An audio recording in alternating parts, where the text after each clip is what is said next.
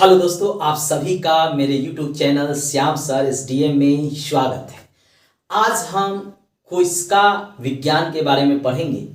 इसमें कोशिका के बारे में हम डिटेल से अध्ययन करेंगे। यह हमारे शरीर का महत्वपूर्ण भाग होता है।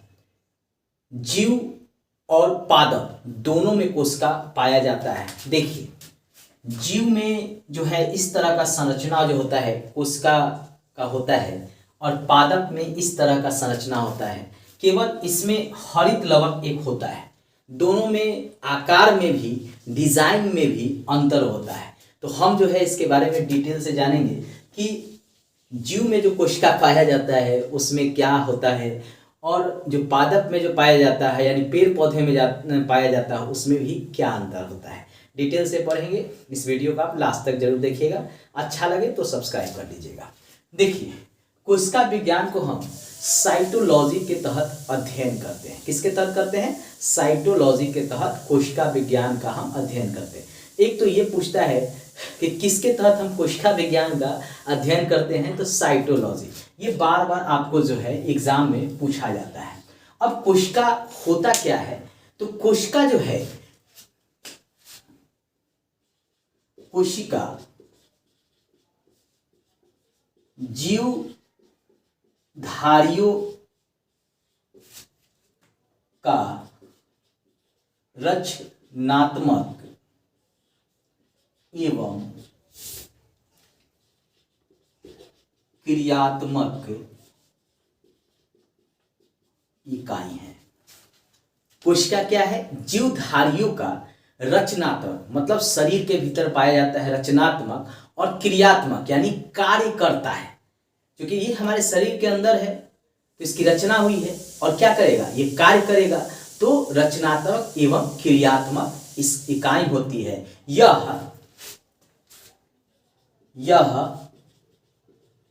अर्ध पारगम झिल्ली से ढका होता है। अब अर्ध पारगम का क्या अर्थ है? देखिए, इसके भीतर कोशिका है और इसके भीतर ही जो है झिल्ली है, इसके ऊपर झिल्ली है। यानी यहां आप देखेंगे तो ये वाला जो होता है ये झिल्ली है चारों तरफ से, ठीक है। ये अर्ध पारगम जो है झिल्ली है जो ढकी रहती है। इसमें भी देखेंगे, पौधे में भी, जो पादप में भी पाया जाता है। तो ये जो आपको दिख रहा है ये सारा जो है यह झिल्ली है। चारों तरफ से जो है उनको ढका रहता है, उसको कहते हैं अर्ध पारगम, ठीक है। और इसमें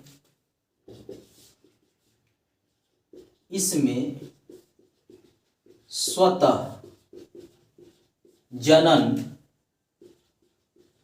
क्षमता होती है।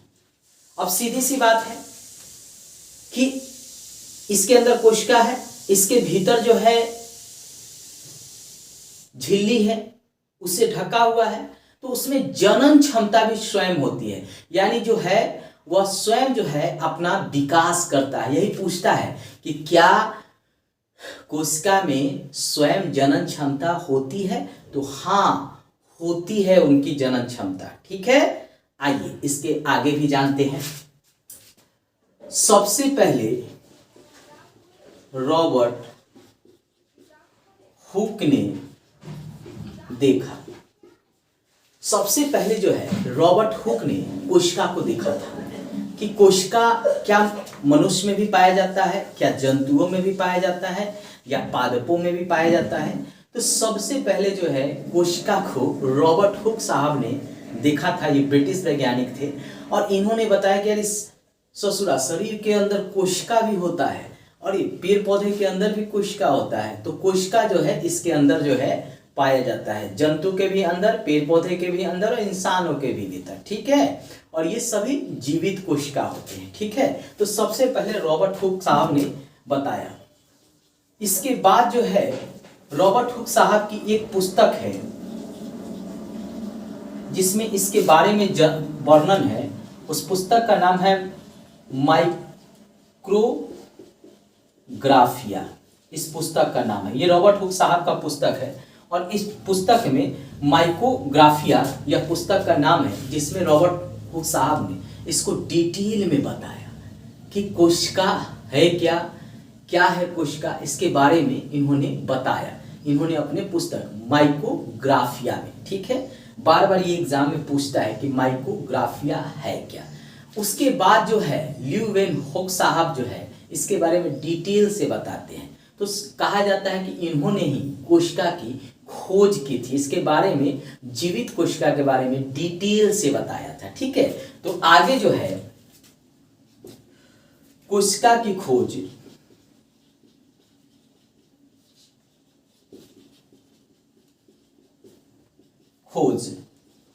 वान ल्यूवेनहॉक,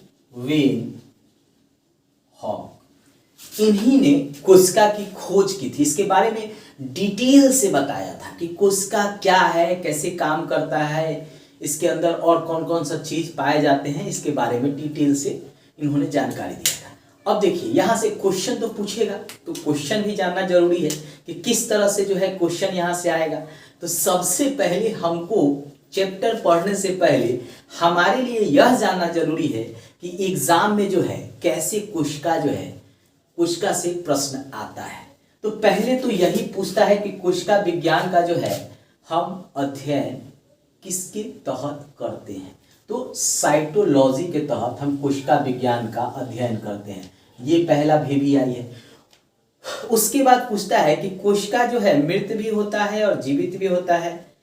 तो जान लीजिए यह जो है इसकी जनन क्षमता कैसी होती है, स्वतः होता है कि इसके लिए कोई सपोर्ट इसको करता है। तो नहीं भैया, स्वतः इसकी जो है जनन क्षमता होती है, ये पूछता है। उसके बाद पूछता है कि ये किस झिल्ली से ढका होता है। तो यह अर्धपारगम झिल्ली से ढका होता है, यह भी जो है बार बार पूछा जाता है। उसके बाद पूछा जाता है कि सबसे पहले इसको किसने कोशिका को देखा था। तो सबसे पहले रॉबर्ट हुक साहब ने कोशिका को देखा था, ये बार बार पूछता है। किसमें इन्होंने वर्णन किया है, तो माइकोग्राफिया में इन्होंने बताया है। माइकोग्राफिया जो है इनकी पुस्तक है रॉबर्ट हुक साहब का, जिसमें इन्होंने कोशिका के बारे में डिटेल से बताया है। उसके बाद पूछता है कि खोज किसने की थी, बार बार ये प्रश्न जो है पूछा जाता है। तो वान ल्यूवेनहॉक साहब ने कोशिका की सबसे पहले खोज की थी।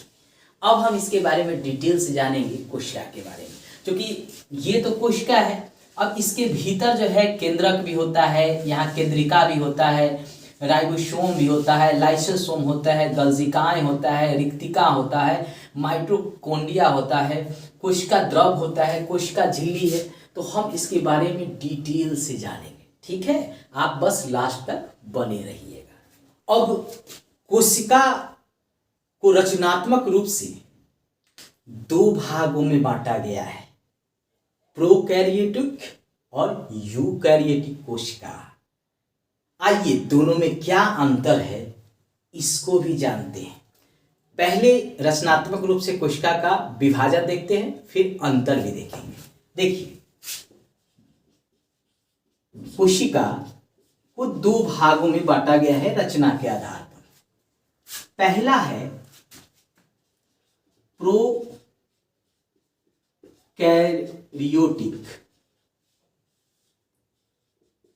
कोशिका, पहला है प्रोकैरियोटिक कोशिका और दूसरा है यूकैरियोटिक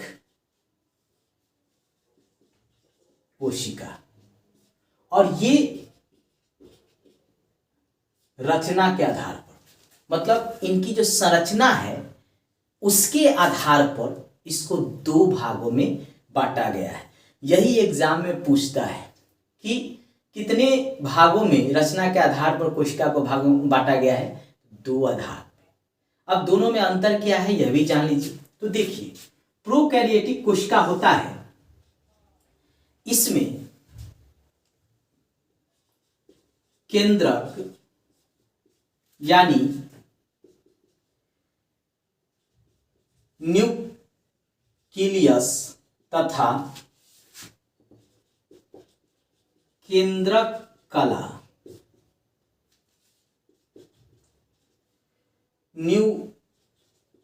न्यूक्लियर मेम्ब्रेन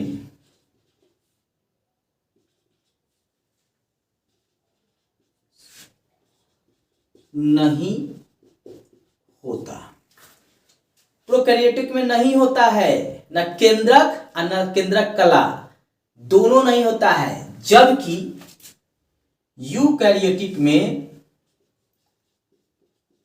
केंद्रक यानी न्यूक्लियस तथा केंद्रक कला, न्यूक्लियर मेम्ब्रेन्स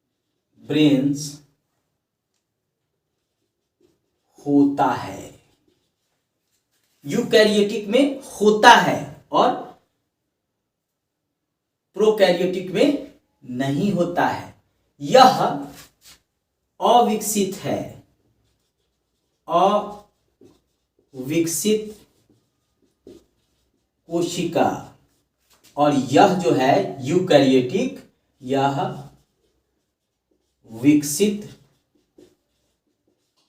कोशिका है। देखिए दोनों में अंतर समझिए, एग्जाम में अंतर ही पूछता है कि प्रोकैरियोटिक क्या है, यूकैरियोटिक कोशिका क्या है। तो आपको हम अंतर बता रहे हैं। पहला अंतर, प्रोकैरियोटिक में केंद्रक और केंद्रक कला नहीं होता है, जबकि यूकैरियोटिक में होता है। उसके बाद प्रोकैरियोटिक कोशिका अविकसित है, जबकि यूकैरियोटिक कोशिका विकसित है। अब इसके तहत कौन कौन सा आएगा प्रोकैरियोटिक कोशिका के अंतर्गत? तो जीवाणु को रखा जाता है, यानी बैक्टीरिया को रखा जाता है, विषाणु को रखा जाता है, और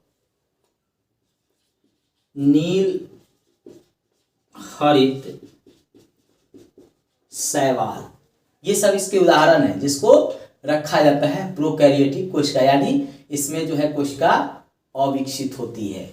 जबकि इसके तहत जो है यूकैरियोटिक कोशिका के तहत उच्च कोटि के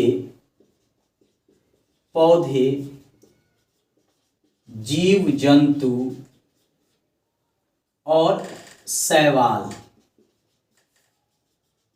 आदि को रखा जाता है। दोनों में अंतर समझ में आ गया? दोनों में क्या अंतर है?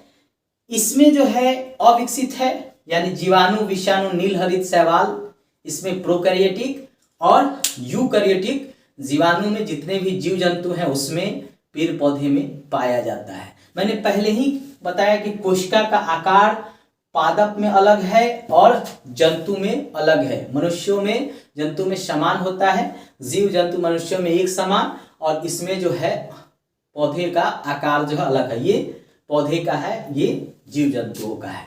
तो दोनों के बारे में हम डिटेल से पढ़ेंगे, ठीक है। इसमें केवल हरित लवक एक जो है पौधे में अलग होता है, बाकी सारे चीज जो है दोनों में पाया जाता है। तो इसको हम डिटेल से पढ़ेंगे। अब इसमें क्वेश्चन क्या पूछेगा ये भी जानना जरूरी है, क्योंकि क्वेश्चन का आकार तो जानना जरूरी है। तो चलिए पहले हम क्वेश्चन को भी जान लेते हैं। पहला तो पूछेगा प्रोकैरियोटिक कोशिका और यूकैरियोटिक कोशिका में कि इसमें जो है केंद्रक और केंद्रक कला किसमें नहीं है और किसमें है। एक तो ये क्वेश्चन पूछ देता है, तो ये आपके लिए इंपॉर्टेंट है। दूसरा पूछता है कौन विकसित है कौन अविकसित है, तो यह जो है अविकसित है और यह जो है विकसित है। देखिए अंतर करके दोनों में हम एक समान ही दिखाए हैं, ताकि दोनों में आपको चेंजिंग अंतर समझ में आ जाए।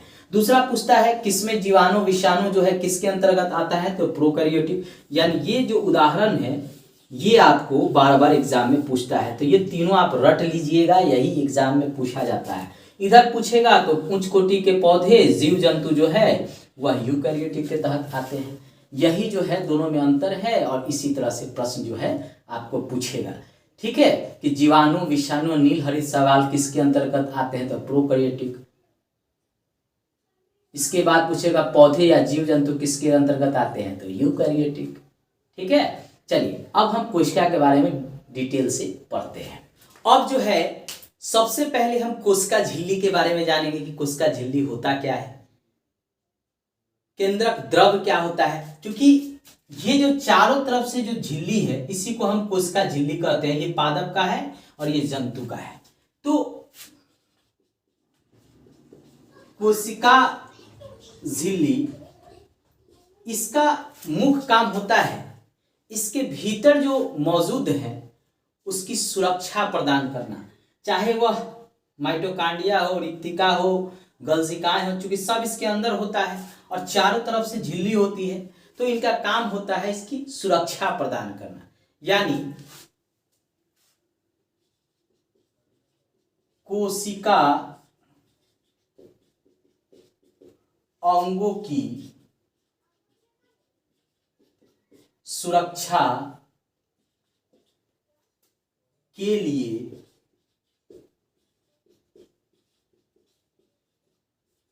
कोशिका झिल्ली सेल्यूलोज, ये बार बार पूछता है कि कोशिका झिल्ली किस चीज की बनी होती है, तो सेल्यूलोज की बनी होती है। देखिए, कोशिका झिल्ली का काम होता है कि उसके भीतर मौजूद जो है उसकी सुरक्षा करना, और ये कोशिका झिल्ली जो है वह सेलुलोज की बनी होती है। यही एग्जाम में पूछता है कि किस चीज की झिल्ली बनी होती है, तो सेलुलोज की। वही कवकों में यह झिल्ली काइटिन की बनी होती है। बार बार पूछता है कि पादप और जंतु में किसका बना होता है और कवक में किसका बना होता है, यही अंतर पूछ लेता है। कवक में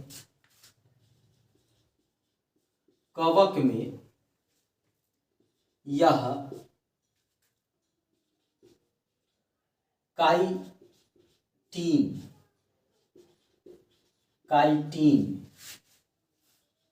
की बनी होती है यह झिल्ली। कवक में जो ये झिल्ली होता है वह काइटिन की बनी होती है, और बाकी में यह झिल्ली सेलुलोज की बनी होती है। यही अंतर पूछता है। इसको आप याद रखेंगे। क्या याद रखेंगे इसको, कि यह जो है कोशिका झिल्ली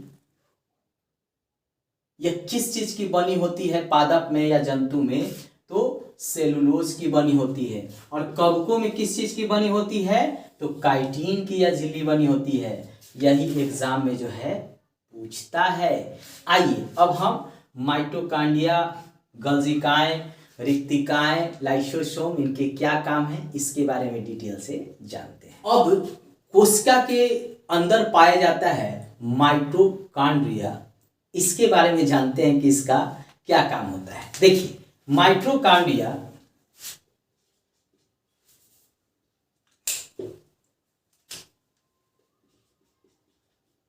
माइटोकांड्रिया इसका काम श्वसन से संबंधित है। यानी यह कोशिका का पावर हाउस है, शक्ति केंद्र है। ठीक है, यानी यह आकार में कैसा होता है, अंडाकार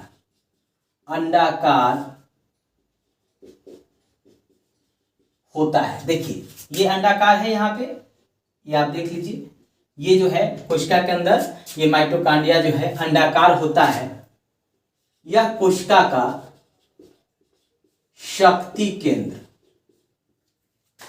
यानी पावर हाउस है। यह कोशिका का शक्ति केंद्र यानी पावर हाउस है।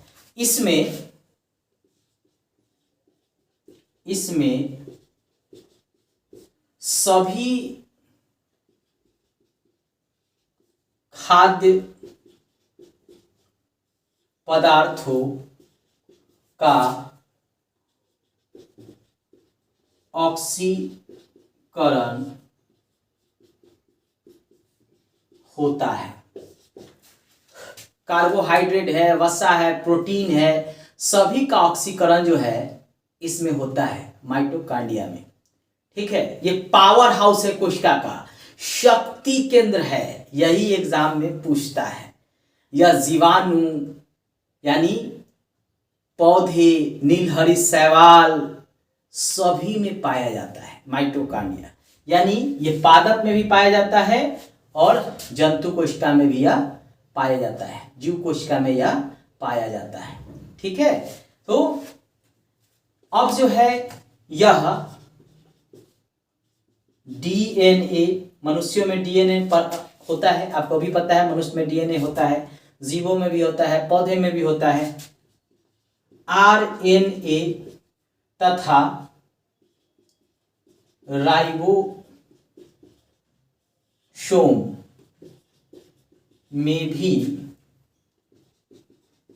पाया जाता है।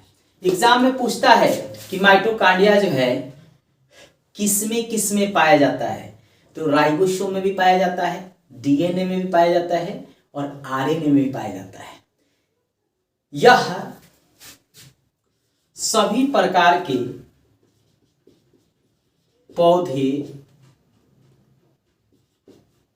जीव, प्राणियों, नील हरित शैवाल आदि में पाया जाता है।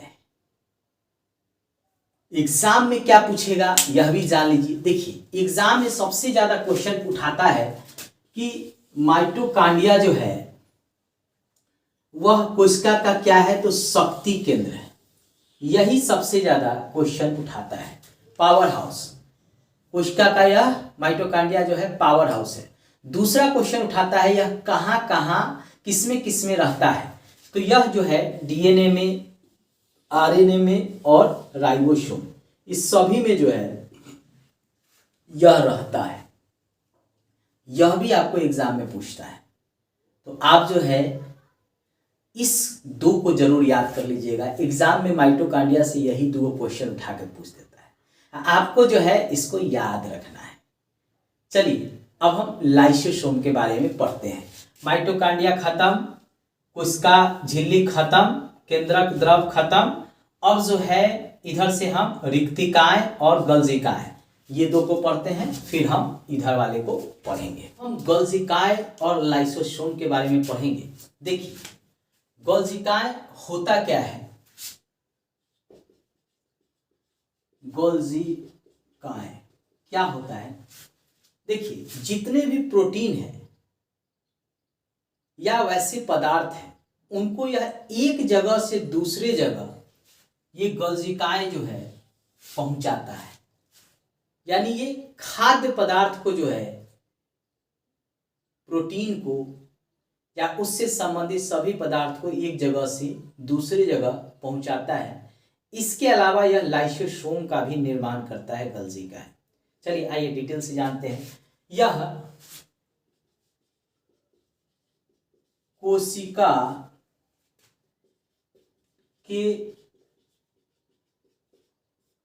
अणुओं का यातायात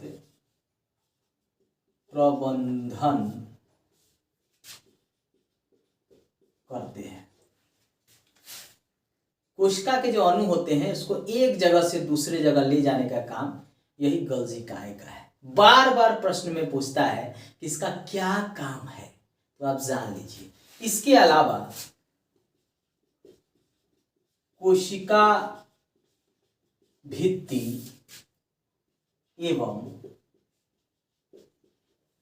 लाइसोसोम का निर्माण भी करता है। कोशिका भित्ति और लाइसोसोम का भी निर्माण करता है, गल्जिकाएं में होता है। यह भी काम है। एक तो यह कोशिका अणुओं का यातायात प्रबंधन करता है, दूसरा लाइसोसोम और कोशिका भित्ति का निर्माण भी करता है। यह भी आप जान लीजिए।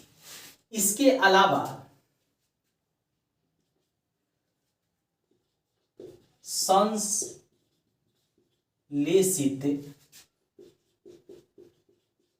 प्रोटीन एवं अन्य पदार्थ को गंतव्य स्थान तक पहुंचाता भी है। ये भी इसका काम है। किसका? गोल्जी काय का। एग्जाम में जो है यहां से क्या क्या प्रश्न पूछता है यह भी जान लीजिए। देखिए, पहला तो पूछता है कि गोल्जी काय का काम क्या है, तो यातायात प्रबंधन करना। किसका?